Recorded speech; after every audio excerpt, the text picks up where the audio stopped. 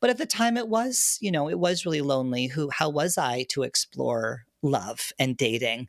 How was I to, sort of figure out what do you wear to prom when you're like this sort of tomboy, but also sort of femme weirdo? So it was really hard. And it wasn't really until I was probably 19 or 20 that I met a trans masculine or, a transgender man, someone who was assigned female at birth, who's navigating the world as something else, that I was like, oh, that's what I am. I'm not broken. I don't need to be fixed. I'm just trans. Today's guest is Trystan Reese. Trystan is a transgender man, storyteller, advocate, father, whose life journey is nothing short of extraordinary. From navigating societal expectations, where he grew up, and creating this radically authentic family that he has now. Trystan shares his unique perspective on identity, vulnerability, and what it truly means to love and be loved. In this episode, Trystan takes us through these pivotal moments in his life, realizing his identity after meeting a transgender man in person in his late teens, or someone that he calls a possibility model. And we talk a lot about that. He talks about grieving the loss of his past self and how he navigated that and still brought his past self along with him, and talks about overcoming the fear of never finding love. He opens up about how meeting his partner challenged him to embrace unconditional love and self-worth, reshaping his outlook on relationships and life. We also touched a little on Trystan's journey to building his family and how his work in storytelling and deep canvassing has changed hearts and minds across the country. I was really honored to have this conversation and ask the questions on my mind. As you all know, I ask them from my curiosity, and sometimes I step in it, and I think that's a beautiful way of us having conversations and learning more about each other. Trystan's story reminds us all of the beauty of embracing our true selves. So without further ado, here is my conversation with Trystan Reese. I'm Matt Gilhooly, and this is The Life Shift. Candid conversations about the pivotal moments that have changed lives forever.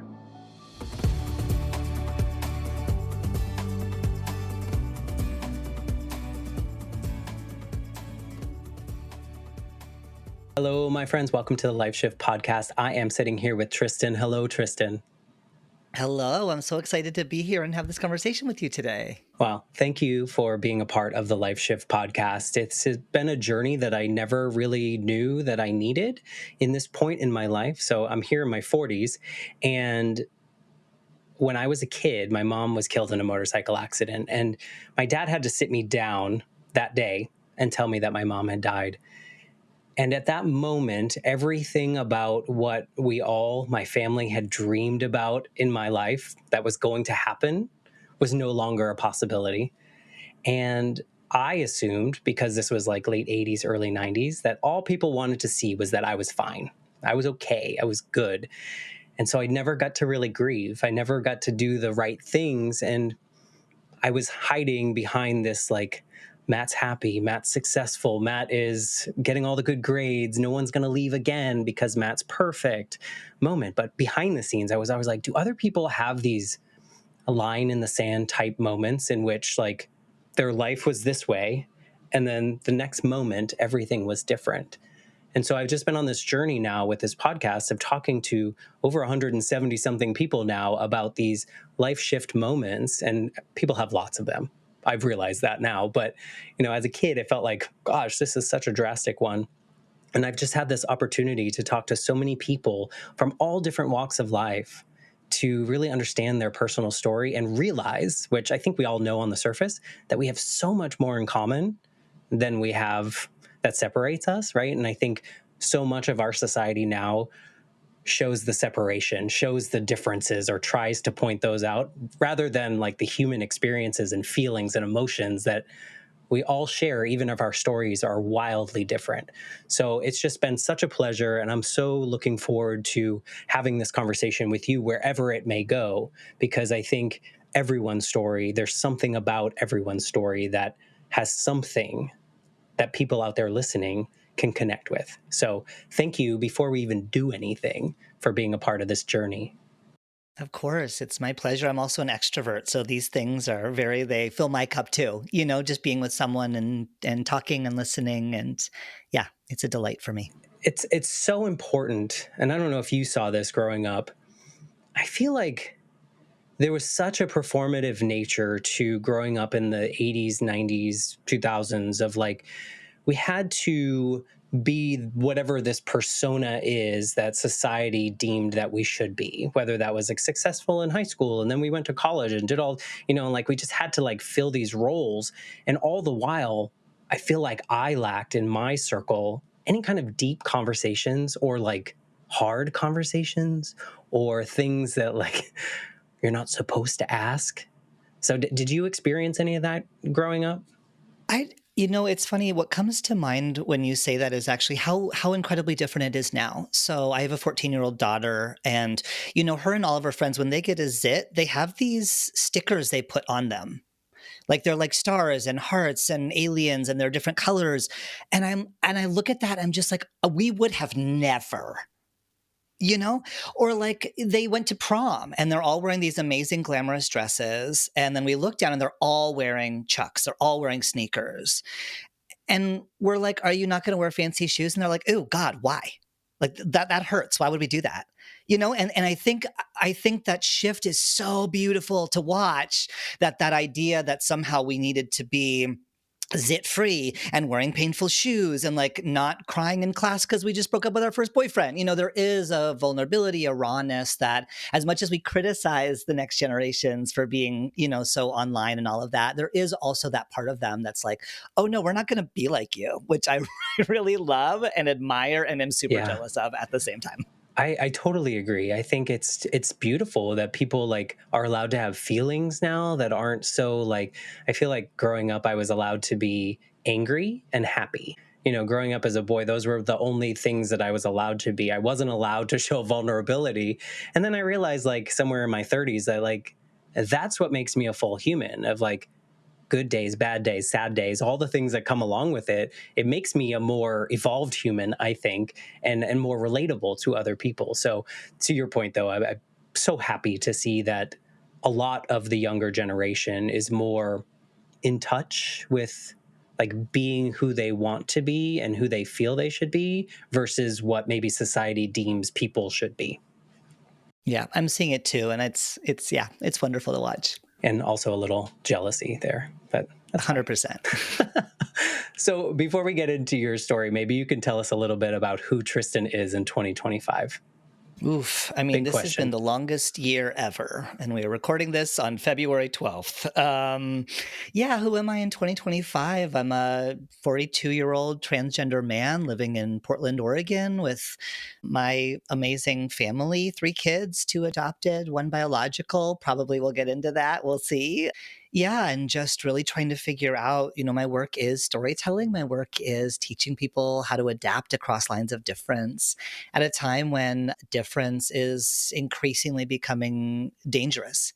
And so I'm still at my own pivot point of figuring out, how do I continue to adapt and be relevant while also having, being able to support my family at the same time. So yeah, I'm excited to see how things unfold, and also really scared for my community and the impacts of what's happening federally. 2025, as if previous years did not add layers of fear and things like that, I think 2025 is starting out really frightening. And I'm assuming in your part of the world as well, that it's especially for what you want to do, highlighting how these differences are not really like how we navigate these and how we embrace them, I think is really challenging now. So I hold space for you, and I hope that it does get better in some way, but that's a Yeah, I mean, challenge in it'll itself. get worse. It'll get better. In trans years, I'm considered very old.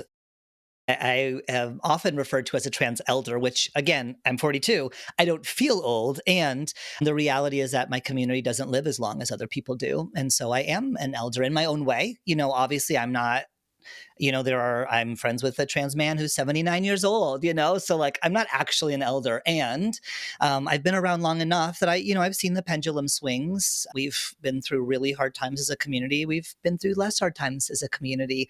We're going to be here no matter what. And, it's just our job to love the ever loving heck out of each other so that we can protect each other from the hardest things. I think that's super important. And I love how you lead with also that you're a family.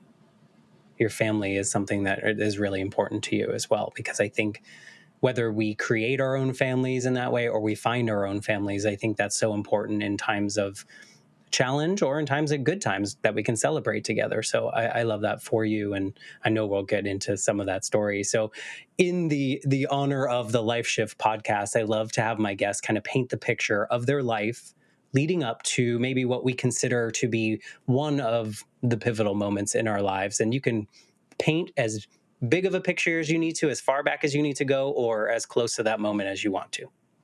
Sure. I mean, I think most people expect, this is a transgender man who's going to tell a story about coming out as trans, and that actually is not even a blip for me in terms of the big shifts that I've had. But just to paint a little bit of that story, I do live in the notably liberal bastion of Portland, but that's not where I'm from. I'm from the middle of the Mojave Desert next to Edwards Air Force Base in California. Very conservative, pretty rural, pretty suburb slash rural slash military. And certainly growing up as like a certified weirdo, I didn't have a lot of examples of other people who were doing gender differently, who were loving differently, who were worshiping differently. I kind of had to blaze my own trail, which sounds very glamorous in retrospect, but at the time was really lonely. And I, am really, really lucky that my parents are Canadian. Why they moved to the middle of the desert from Canada, I still don't understand all of these years later, but they did. But Canadians are relatively accepting in a libertarian sort of way, in a sort of like none of my business, you do your thing kind of a way. And I was given a lot of freedom as a child, to dress how I wanted to dress, to act how I wanted to act, to do the hobbies that I was most interested in. And in that way, growing up as being treated by the world as a girl and a body that most people thought was a girl's body, I got to do things that many young gay boys didn't get to do. I got to be a ballerina. I got to do theater. You talked a little bit about emotional expectations put on young boys. I think it's a real blessing and a privilege for me to have been raised without those expectations. I was never shamed for crying. I was allowed to sing show tunes in the shower if I wanted to and be in the musical Annie. Girls are afforded a lot of freedom emotionally in terms of expression that boys just aren't. So I kind of was able to dodge a lot of that sort of socialization there. And I like to believe that through my transition, I've been able to hold on to what I think of as the ability to sort of paint with all of the colors of the emotional palette, that I'm able to continue to access all of those things. And often in my work, people will give me that positive feedback of like, it's amazing how vulnerable you're able to be. It's amazing how emotionally deep you're able to be. And I sort of am like, yeah, that's what girls are taught to do. But we all should be taught to do that, you know? Yeah, and I'm raising two boys and a girl now, and I'm doing my best, but it is hard, even in our little empire of love. It is hard to not have the other stuff seep in. Yeah. No, I mean that sounds like a as beautiful as it could be for your experience in a space where you didn't have people that maybe you emulated or wanted to be like, what probably not even in pop culture or anything that you were seeing on television and magazines and books and things. So you were really truly like blazing your own path with a blessing of parents that were supportive in whatever you wanted to do, which I feel it should be all parents. Like, Yeah, I mean, again, it should be the default. Just give your kids a wide berth and whatever they want to do, as long as they don't hurt themselves or other people, let them do it. definitely wasn't the 90s thing. So your parents were No. definitely blazing their own path, I guess. Yeah, so it was pretty easygoing. Adolescence wasn't great for me. It's I always, it's not a contest to see like who had the worst puberty, but if it was, like I might win, like being relatively carefree and then going into this period of time when your body is changing and the way the world sees you and treats you is changing too. And sort of that, I think, coupled with, to your point, like I didn't know what the heck was wrong with me. Like I did not know what was wrong with me. I didn't feel like other people seemed to feel. I didn't relate to my body in the way that other people seem to relate to my body. I just didn't have that comfort, that knowledge. Or language, the people weren't talking about it. No, I mean, I didn't. This is pre-Chaz Bono. Like this is really in the dark ages in some ways. I think the only trans people I was ever aware of truly was like Maury Povich. It was like these TV shows of like, is your girlfriend really a man? Like those kinds of things. That's all I saw. In high school, my friends did often tease me and call me a gay man trapped in a woman's body, which in retrospect is very funny because essentially that's kind of what was going on. But at the time it was really lonely. How was I to explore love and dating? How was I to, sort of figure out what do you wear to prom when you're like this sort of tomboy, but also sort of femme weirdo? So it was really hard. And it wasn't really until I was probably 19 or 20 that I met a trans masculine or, a transgender man, someone who was assigned female at birth, who's navigating the world as something else, that I was like, oh, that's what I am. I'm not broken. I don't need to be fixed. I'm just trans. And it was really wonderful to then have, even again, like we're talking 2001, even what sort of duct taped together community there was so wonderful and so supportive and welcoming. And there were certainly pockets that were like, oh, no, there is this way to be a man. And if you want to be accepted, this is how you have to be. And it was very clear to me that whatever that was, I wasn't that. And so I found this pocket of the next generation above me who were like, dude, like, other men get to like theater, other men get to be dancers, other men go to gay bars. Like, why wouldn't you? Which Right. seems so rudimentary now, but again, in like the year 2000, it was pretty revolutionary that I was able to find those folks, and they sort of ushered me through. I mean, what's beautiful about that and what it just reminds me of these conversations is like the power of story and being able to see ourselves in other people and to see the possibilities and that, like you said, like I'm not broken, I'm not weird, I'm not any of these pieces. I'm just human, and this is like totally not related, but related in my head. I was talking to someone, I've said this story before, but I was talking to someone on the show and she was talking about how her dad died when she was a kid. And in our teen years, she was talking about in her teen years how she would tell herself that her father was in like witness protection. And I used to do that with my dead mom. I would be like, I would convince myself that she was just coming back. She was in hiding.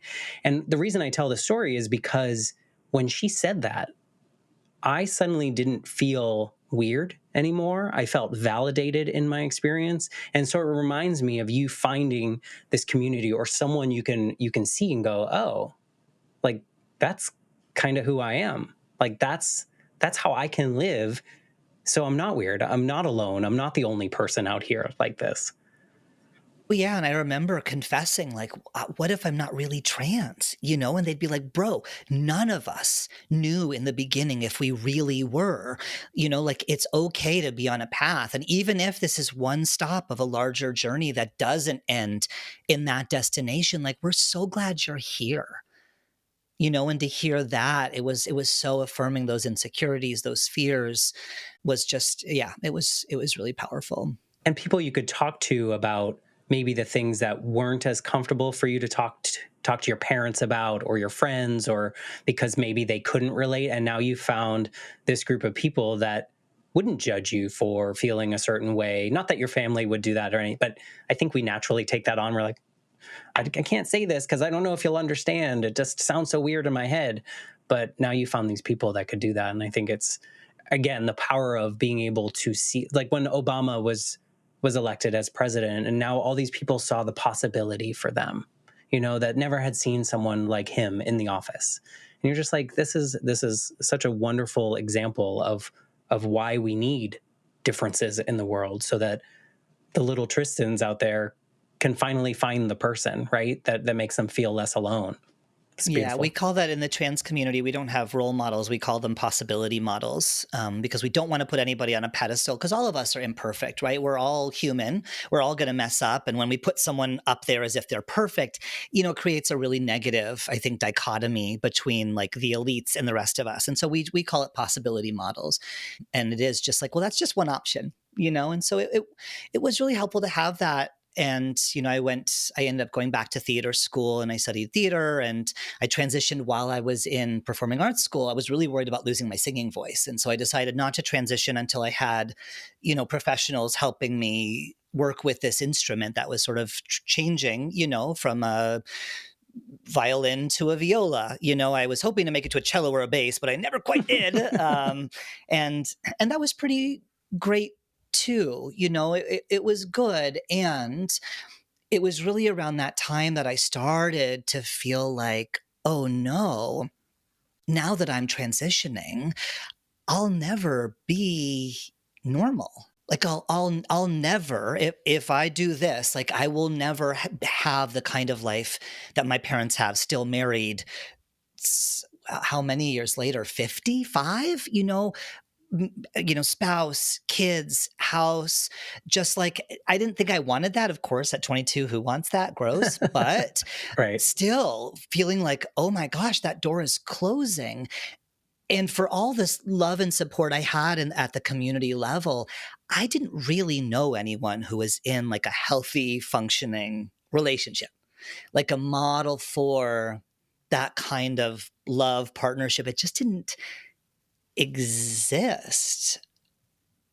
And so that was a really difficult time of being like, oh, by opening this door to being myself, am I actually closing the door to ever really having love? And that was one of the first things my mom said to me when I told her, no, I'm transgender, I'm going to be transitioning, and I'm going to be living my life as a man. Her initial first fear was, where are you going to find love? Who's going to love you? And she didn't mean it in a negative way, especially now that I'm a parent. I look back and I think, as a parent, you want your kids to be loved. It's one of the only things you want for them, especially when you think they're great. And I think she was worried that I was then closing so many doors, especially I've always been only attracted to men. And I think, what we do know about women's sexuality more broadly is that there is more of a fluidity, whereas what we know more, again, more broadly, just speaking, not in terms of stereotypes, but the data, that men do tend to be a little more rigid in who they might be attracted to. And I knew that I would, gay men might not be excited about a body that's different than what they're used to. Straight men didn't really want to have a boyfriend, and so it was just a little tricky. I think it's challenging in the sense of, I understand feeling like you're closing the door, but also if you're not being able, like if you don't do it, then are you going to fully love yourself and the life that it's really, I mean, that seems really daunting for a 20 something year old to like battle, because it's like, I don't know, I'm assuming here, do I live my life feeling fully me, but possibly not having this? Or do I live my life not, or pretending? I mean, what do I do over here on this side? So I would imagine that's quite a battle. And pardon me if this is too much, but like, does that bring on depression? Does that bring on anxiety? Any of those things come into play there? Because I feel like that's a real like battle within someone. I think about that time more as grief.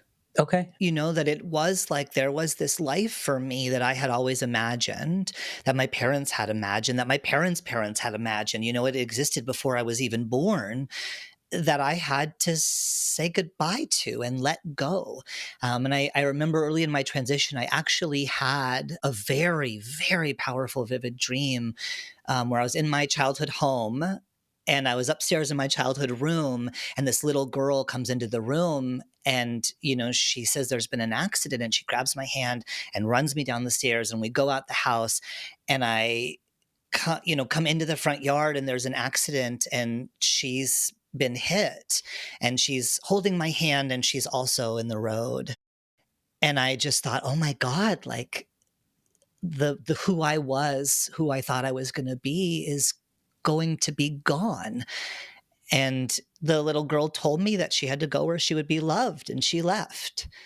And I've tried so hard, to make peace with who I used to be and to not feel like I have to kill that, which is what we were taught to do. 90s and 2000s, we were taught, don't tell anyone once you transition, make up a fake childhood, make up that you were in the Boy Scouts, don't talk about being in dance, so talk about having played Annie, Right. I came of age right at the cusp of that, so I do think there's a lot of grief and then a lot of shame about the grief. Oh no, if I feel sad that I'll never be a woman in that way, like, does that mean I'm not really trans? And then you've got those you can't feel bad and then feel bad about feeling. It's too much. It's too much. It makes you human. I mean, I think it's so relatable because I mean, with a dead parent, it feels very similar to that. Like, I'm not trying to equate our experiences, but I think this equates us as humans in that we feel very similarly, because it would be like, right now, am I happy with my life? My life is my life because my mom died. Like, this would not be my life, I know 100%, if my mom had not died. And so you're like, I feel bad saying that because, like, what I changed. So I get it. It's a very complex thing where you say one thing out loud and you're like, that sounds terrible. And now I feel bad about saying that, but it's true. So, And there is always that pressure, right? Like, when you're any marginalized person, and I can't speak to any others, but I can only say as a trans person, there's a lot of pressure on us to be the like pinnacle of trans people. Like, I couldn't tell anyone, I think I'm grieving like that little girl I used to be. And I'm grieving not being able to have a normal life. There's just so much pressure on us to be like, no, this is amazing, I'm so happy, and to not acknowledge that it's a yeah. really rich tapestry of experiences. Yeah, I mean, I can imagine pulling on that societal expectation of you having to be this perfect version of you when, in maybe my high tower, I feel like you should always just be whoever you are because that's going to be the most authentic version. Like, you're going to bring more to the world by being who you fully are. But we as humans tend to assume or take on the responsibility of making other people feel better about us and what we say and what we do. And it brings us back to the beginning of this conversation where I was like, there were things I was not allowed to ask people just because, like, it's not appropriate, like, and it's like, well, maybe it is. Because I think maybe at the end of the day, we're going to learn more about how we can operate together if we ask these tough questions that are uncomfortable. Yes, and it's important to acknowledge that the stakes are really high for some people more than Oh, others. for sure. Like, if I had acknowledged, oh my gosh, I'm really going through a grieving process, would that have been music to my mother's ears? And she would have said, this is great, maybe you're not actually trans. Yeah, that is a challenge. And there's, a lot of our, the permission we are given to exist in the world hinges upon us fitting into what already exists in terms of male and female. And then when someone like me comes along and I'm like, oh yeah, I'm a man, I'm also like a big old gay. Again, we've sort of evolved beyond this, but that was very radical for the time. And often I would get asked, well, if you're going to date men, why wouldn't you have just dated a woman? It's not. No, Yeah. so I would have to explain that, like, who I want to be with is different than who I am. Then I would always make the joke. And also, have you met a straight man? I don't want to date a straight man. Just a little joke, not to be offensive. But I had to bring Right. some levity in, But like, I want to be with a man, not as a woman, because who I am is different than who I am attracted to. Yeah. So It's really complex. And I think there's Mhm. a big burden for you to have to explain that to people too. I can't imagine carrying that. Um, I have never thought about it as a burden because I do feel like it is a privilege. I really do. How many of my ancestors would have loved to be born into a culture that it was at least curious, Yeah. that at least wanted to learn. And also it's my job. So, it'd be like a doctor complaining about sickness, it'd be like, people have too many questions about trans people. No, that's why I'm here. But I also do that. I also see that as part of my life's work because not every trans person should have to do do that. And people like me who had supportive parents, who live in Portland, who are white, who are binary, like it's part of my give back to my community because I am protected in so many ways that I have the ability to deal with the slings and arrows of hard questions in a way that others aren't protected, if that Yeah. makes sense. No, it does. And I don't mean to put that burden on you. Just the words that came out of my mouth. So Yeah, I mean, there like we I are. said, it's a burden for others. For me, it's my pleasure. It's a blessing. Yeah, because I think the reason I said that is because there's so many people walking through the world that don't have that responsibility or requirement of them in a way. Mm-hmm. So yeah. Yeah. Anyway, maybe you can take us down your journey a little bit more to this. Yeah, totally. Well, yeah, well, after theater school, I actually didn't end up, I did some performance, but I actually ended up working for the National LGBTQ Task Force.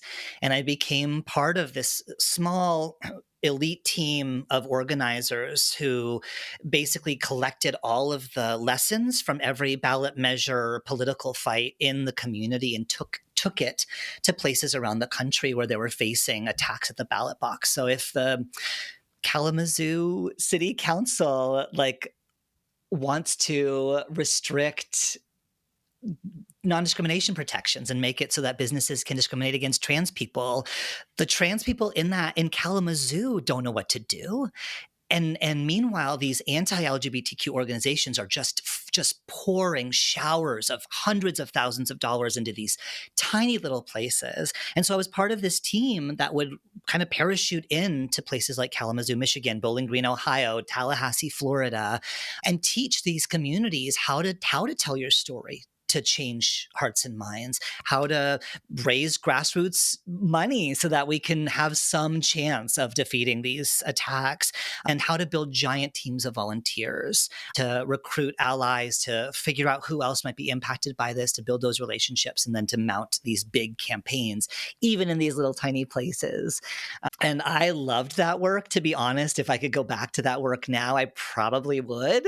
Eventually, I ended up being part of an even smaller, even more elite team that started to pioneer what is now called deep canvassing. But it's where you use the power of storytelling and active listening to actually have a long conversation with someone to literally change their mind. So I've talked to hundreds, at this point, maybe thousands of anti-gay, anti-trans people on their doorsteps, and have listened to their stories and have shared my story and have witnessed firsthand what we now know is actually the most powerful form of persuasion, which is a one-on-one conversation where you actually get to know someone and find those places where you connect with them, even though they might seem like you have nothing in common. You often do, and walking them in a shame-free way, sort of down that emotional and mental journey of seeing the world maybe a little bit differently than they did when you knocked on their door. Yeah, that's fascinating. Talk about impactful work, but also like daunting, because how many people do you get to talk to? Like, you only have a finite amount of time too. It's So hard to like, scale. That's the right, problem with this exactly. model. It's hard to scale. But again, it sounds so, I promise I'm not a masochist. It sounds so hard. I loved it. Like I loved it so much. It's a puzzle, and I have that deep value that like, no matter what our disagreement is, like I still honor you as a human. And even if I leave your doorstep and they were like, yeah, I just don't see it. Like, I don't think I'm going to be able to support you when I go to the ballot for the No on 8 campaign in California. At least we listened, and I came away changed from every single one of those conversations. And I think that they did too. In fact, we know 10 years after that, we did those first conversations, there was a research project. They went back and they found some of the actual voters we talked to. And they found, again, the most dramatic and permanent shift, even 10 years later, of their mindset around gay marriage, transgender non-discrimination protections, all of that. So Right. Is having I loved that work. a real human story and connecting with another human. Mm-hmm. Yeah. And Yeah. even if you don't change their mind in the spot, I bet you planted seeds. You planted thoughts, ideas. You put a face, you put a human to a ballot measure, a whatever, like you put a real story to it, which is so impactful. It's another example of you finding your person out there that was like, oh, I'm not weird. Like it's another one of these things where you can like see it. It's tangible. It's an experience that you can connect with. I mean, I love that. I wish we all just had deep conversations, because I think that's how we find common ground and that Yeah, we're all and that we're just trying to changed, do the best we can. Yeah, yeah. So I love that work. I did that work in 2008 for the No on 8 campaign in California, which is the campaign when voters went to the polls to decide whether, gay marriage should be legal in California. And we lost that campaign. We lost that campaign really badly. Only a couple percentage points, but still that's millions of votes in California. And it was obviously it was a hard loss for me, but by then, like, we were losing all the time. We were losing all the time, baby. It was a tough time, 2006, 2007, 2008, up to 2009, which was when I worked my first winning campaign. But I think it was especially hard because I really felt in my heart of hearts, like I was here fighting for gay marriage and I would never be able to get married. Not because of the legal thing. I knew that was going to come eventually. But I really believed that I would never find someone to love me. I really did, So in a way, the gay marriage thing, I was kind of doing it as an ally to gay people. It was kind of like my allyship work for them because I just didn't think that would ever happen to me. And I really wanted to. I'm like a very loyal person, like I really wanted to find a person. And I thought that I was marriage material. I am great, but I just didn't think that anyone would see that, because I'm trans and it was such a barrier at the time. Were you actively like seeking out if you could, or were there opportunities for you to try to date and things like that? Or did you kind of shut yourself off because you felt it wasn't a No, possibility? I cast a wide net, Okay. which is my very tactful way of talking about promiscuity in my early 20s. Yeah, because I mean, it was like pre dating apps. We didn't have that, but there were other ways you could meet people. But it was as sleazy then as it is now. And I think in retrospect, did a lot of damage to me because what we're seeing now with social media behind the internet mask, people said really, really horrific things about my body and about how they felt about my body and whether they would ever be with someone like me, And so I think that reinforced the cultural narrative already that I was not someone that could ever be loved in that way. So I tried to date, but it was just hard.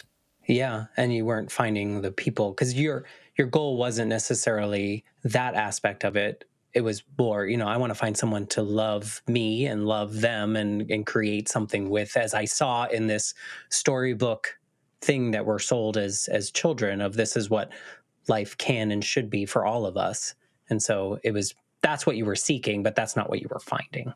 Yeah, I was auditioning husbands, and now that I'm looking back on it. Yeah, and no one was ready for that.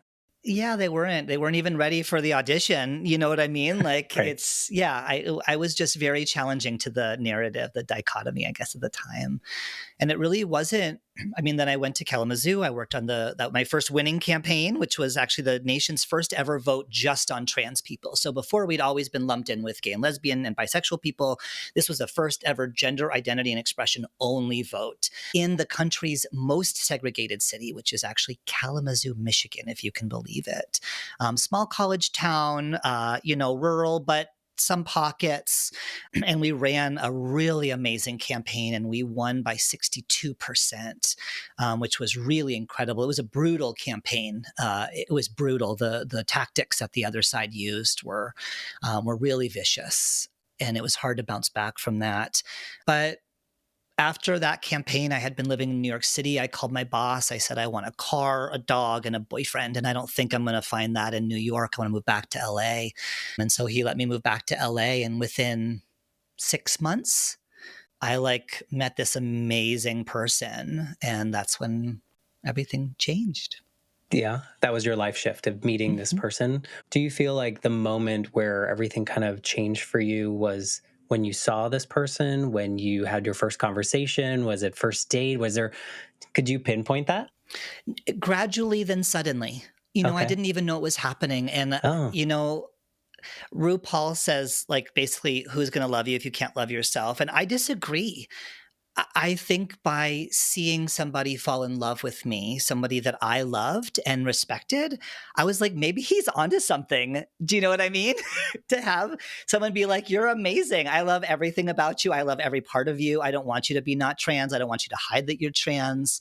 I'm proud to be with you. I want to hold hands in public. I want you to meet my family, like to be like, oh, that deep wound just slowly over time having just unconditional love and care reflected back to me just slowly. And then one day I noticed, like, oh, I'm standing up for myself a little bit more. I'm not assuming that I'm a lesser person in this relationship. I'm actually allowed to ask for concessions, because for a very long time, and certainly when I was dating before that, I just assumed this person's already making this huge sacrifice just to be with someone like me. I can't also ask that we do something that I like or want to do. I can't also say, I don't actually want to do that thing with you. I did a lot of things I did not want to do. And again, in retrospect, were probably quite dangerous for me because I didn't feel like I had a right to ask. mm, that's really hard. Did you find in this, because you hadn't felt that kind of love before from someone that wasn't your family, maybe your friends and those kind of things, was it hard to accept at first? Like, is this real? Like, did you find a battle in yourself to be willing enough to accept that love? Extremely hard. I mean, it was extremely hard. I was very insecure early on in our relationship. And I happened to have had the great fortune of meeting and falling in love with someone who I think is the most emotionally intelligent human I've ever met on the planet. And just, spoiler alert, it'll be 15 years we've been together next month. So it lasted. But I remember early on, he had a friend who I thought was cute. And so I told him, oh, I don't want you to be friends with that person because I feel insecure about you being friends with that person. And he was like, okay, well, you don't get to say who I'm friends with, but I'm happy to tell you before we hang out if that would help so you don't feel like it's a secret or whatever. But I'm not going to not be friends with someone because you think that they're cute. And so there was just like, and even now, yes, 15 years later, he's like supremely boundaried. Very much like, I'm not even going to take this on. I'm not even going to reassure you I'm not interested in this person. Here's what's not going to happen is you don't get to dictate who I'm friends with. And so it was being with someone who had those kinds of boundaries that were like, oh, that's not healthy. Again, really helped me sort of right size my own fears and anxieties. And, he would occasionally say, if I've done or said anything to lead you to believe that I would cheat on you, let's talk about that. If there's anything I've done that's led to an insecurity, great. I want to have that conversation with you. But you're not going to tell me who I can and can't be friends with. So it was just a lot of those kinds of conversations. Did you learn a lot about yourself and finding a way to accept that love? What I really learned is ultimately, like, I'm the one who's responsible for sort of like finding my own self-worth and dignity. It's not my partner's job to tell me I'm worthy of being loved. And in fact, that's pretty annoying after a while. So having someone who would just bump it back to me, like I would say, how come you never say that, like, you like my outfit or I look cute? And, he would always say, well, because how you feel about yourself matters way more than like anything I can give you. And the more I give you that feedback, the more you rely on it. Like, this is your journey to go on. You get cute however you think, because I'm going to love you no matter what, Wow. which is hard to hear in the moment. I'm just like, oh my God, just tell me that I look good. But again, the longitudinal, like 15 years later, I'm like, oh, thank goodness I'm not relying on another person to tell me I look good today or whatever. No, and it's so fascinating to also think about your story of like how you felt like you were never going to find that. And then you find this person that really like challenges you in these ways that like you probably never could have even imagined, right? Because you were conditioned to try to get as much love from anywhere that you could because of the way you were feeling and seeking dangerous things just to kind of maybe feel wanted or liked in a particular way. And then to find someone like this that's like, "Now, let me teach you how we can both be full humans together." We can both be full humans together. And it might feel good in the moment to sort of, soothe your insecurity in this way, but it doesn't fix the problem. Yeah. The problem is there's some part of you that doesn't think you're worthy of love, and that's the thing that you got to fix. So yeah, it's been a long journey, the two of us together. I mean, he's also had to learn to be more vulnerable. I saw it for many years as, oh, this is like some upper echelon of emotional intelligence that you don't need other people and they don't need you. And again, all these years later, I'm like, oh, you are also just so afraid of being seen and seeing. And so that's the gift that I've given him is to be vulnerable and to say, I need you and I'm scared and I'm sad. That's still a journey that's sort of the second part of our journey that's about his path. But to have that door slowly reopen, to be like, oh, I can be loved in all of who I am, and to not feel like I need to be any different. I don't need to put on a performance, just me. That door reopening, yeah, it was profoundly healing. Did you feel like you started to show up differently in other parts of your life from this relationship and kind of feeling that real true love? 100%. I mean, at work, showing up at work, not with that feeling of like, I don't deserve to be here. I have to prove myself every day. If something happens that doesn't feel great to me, I don't really have a right to say anything, yeah, to be able to say, I don't like how that conversation went, and I'd love to give you a chance to do it over. To be more empowered, to be more self-assured, to be less insecure. And, some of that is just age as well. But Yeah, but it could also yeah. go the other way. I mean, I think a lot of people get older and get more insecure. So I think, this is a good path. I know you said your mom was very concerned when you decided to transition and worried about, that. When she got to see you being loved, was there a reaction from your mother? Yeah, I mean, there's, I think, two real pivotal moments. The first time, she came and she visited me when I was in performing arts school and I was in a show. And, I come out of the stage door just surrounded by all my classmates, as well as our professors at in the program were also part of the theater company.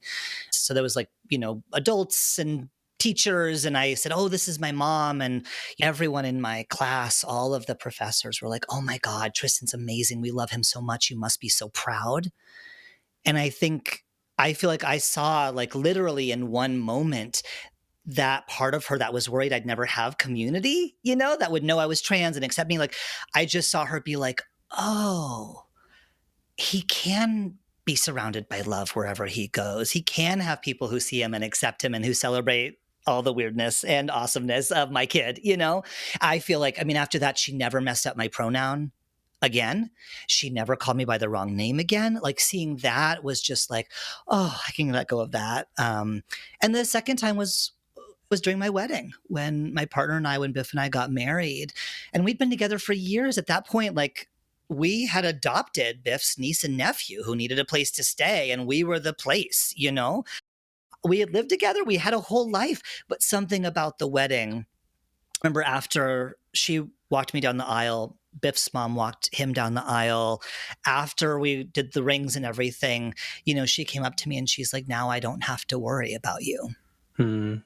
And even though we had built this whole life, that's what we tried to tell people about marriage and gay marriage. It really does matter. It means something. And there was something about that she felt like, again, she could let me go and trust this other person to sort of be the person looking out for me, even though by then I was in my 30s. I'm like, I'm a whole grown person.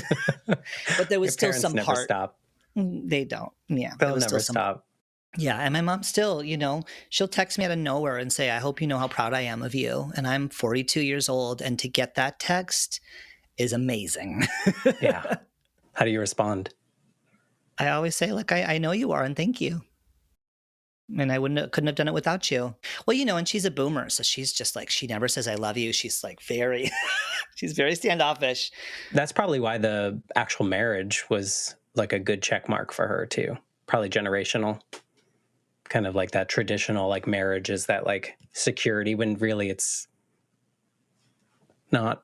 It's not anything, and she's a Right. feminist too. She doesn't even really believe in marriage, but something about it symbolically, I think really, really helped her with that. So, yeah. So, I mean, so you adopted children. You have 3 children, though. You've Yep. created this family for yourself. Like, is this the life that you had dreamed of, or something even bigger and better? Yeah.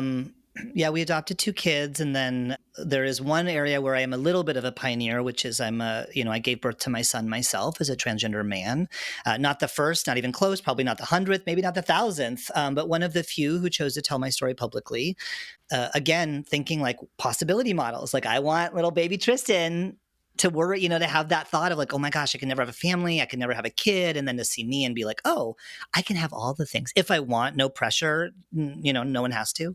But yeah, I think in some ways I understand from the outside, we look like so heteronormative. It's like we're like, married and three kids and two cats, blah, blah, blah. But I think for me, that 22-year-old more radical queer self looks at this and sees it as, yeah, like the ultimate, like we did what queer people have always done. We take the broken shards of glass that have been handed to us by the world and we put them together to make a mosaic, something that is far more beautiful than the scraps that we were handed. And I think that's radically queer.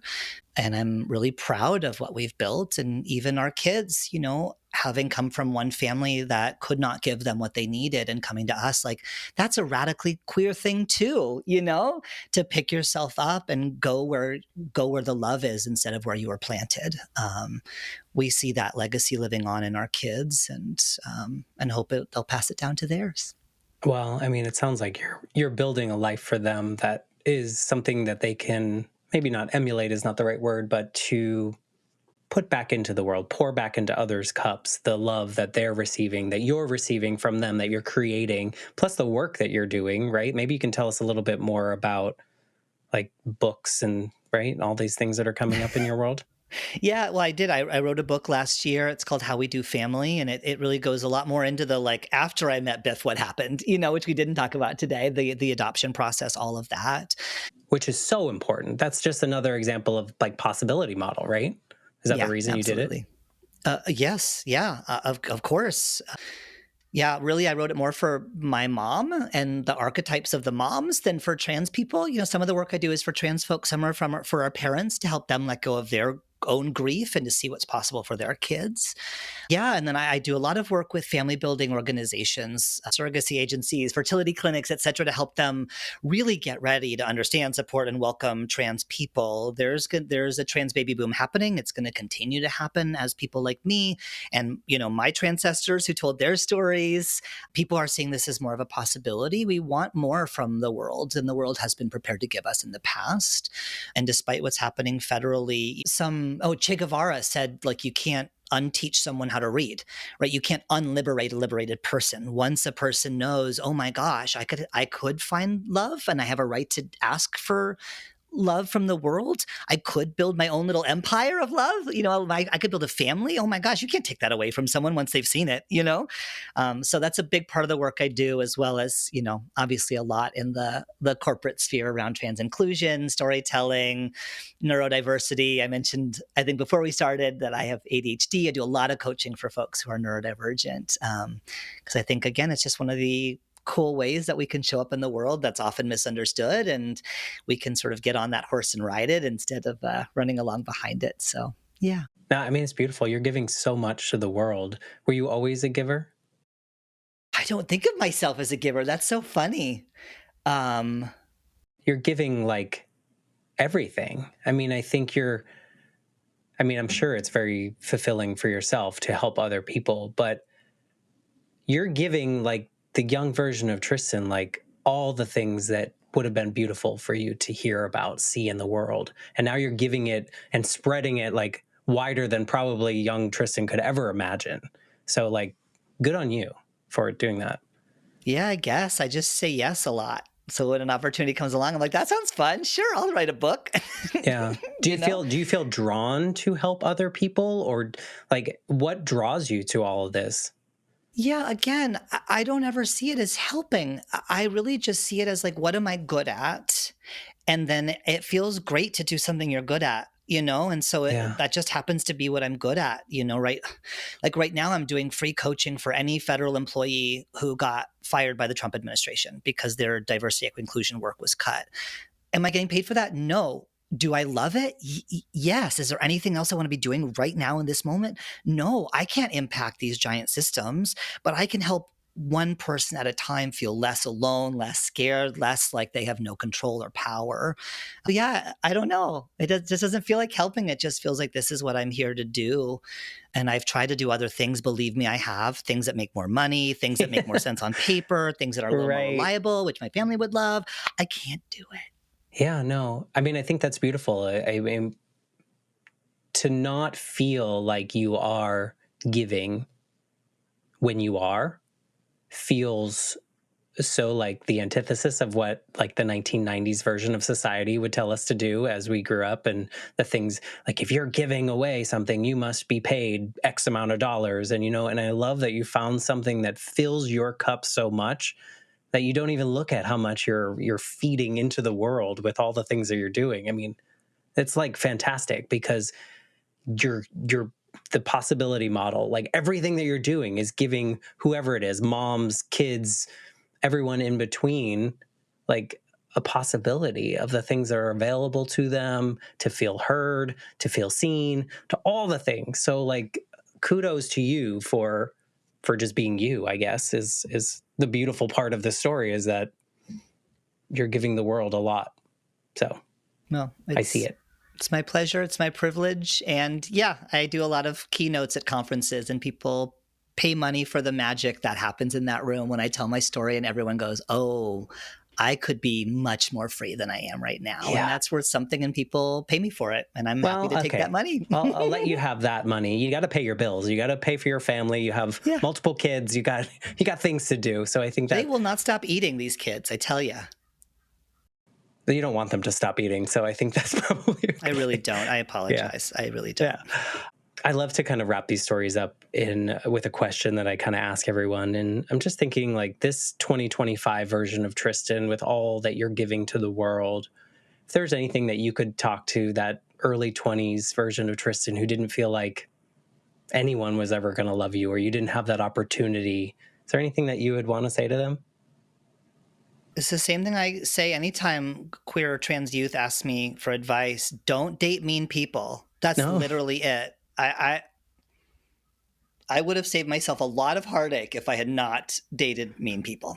That's the whole thing. You should probably give some tips on like how to identify a mean person. I think some people, we're blinded at 20s, teens, of like what mean is. Maybe it's the damaged versions of some of us, of like me with the dead parent. It's kind of like, well, you accept certain things because you have this empty hole of like that you're trying to find something to love you to fill that. So first we need a list on how to identify a mean person. So that's your next book. All right, I'll work on it. So if people want to kind of get in your orbit, your circle, learn more about what you do, what's the best way to like find you? Yeah, I'm not really on socials in any meaningful way anymore. But at my website, tristanreese.com, for the work that I do, like my work, the keynotes and the trainings and the coaching, all that, I do that through my consulting firm called Collaborate Consulting. And then, buy the book and give it to your mom. It's called How We Do Family. I think it's called Lessons Learned from LGBTQ plus Parenthood and Adoption, some SEO thing they made me do for the subtitle.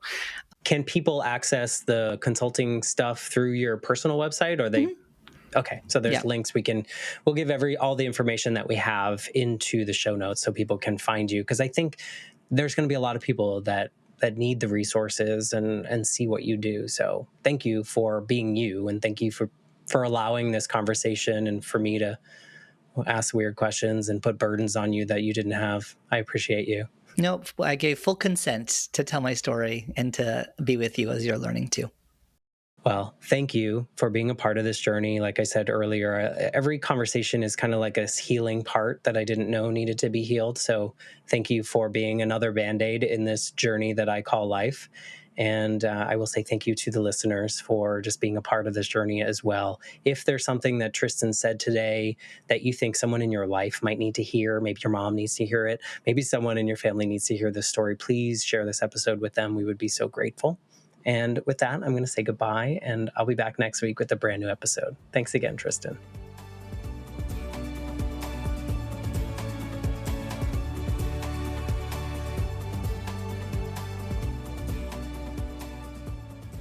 For more information, please visit www.thelifeshiftpodcast.com.